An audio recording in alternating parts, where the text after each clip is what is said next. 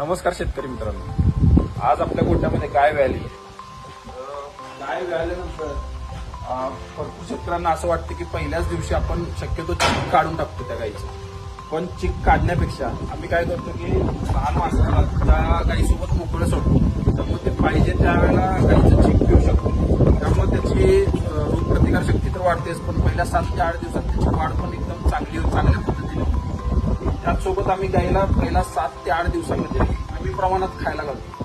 भरडा वगैरे लगेच चालू करत नाही. त्याचं कारण मुख्य म्हणजे कसं आहे की गायीचं जी पिशवी आहे किंवा गायीचं जे लूज झालेलं शरीर आहे वेत असताना, त्यामुळे जर तुम्ही जास्त खायला घातलं तर भांडं बाहेर येण्याचे प्रकार वगैरे तुम्ही बघितलेले आहेत. ते होऊ नये त्यासाठी आपण कमी प्रमाणात त्यांना पहिल्या 7 ते 8 दिवसात खायला घातलं पाहिजे.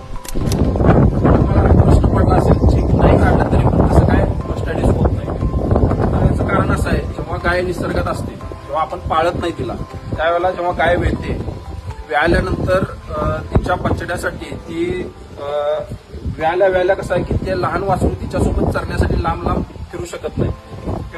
त्यामुळे कसं आहे पहिले 7 ते 8 दिवस त्याच्या वासराचं पालन पोषण चांगल्या पद्धतीनं व्हावं त्याच्यासाठी ती चिक साठवून ठेवते आणि ती चिक खराब होत नाही.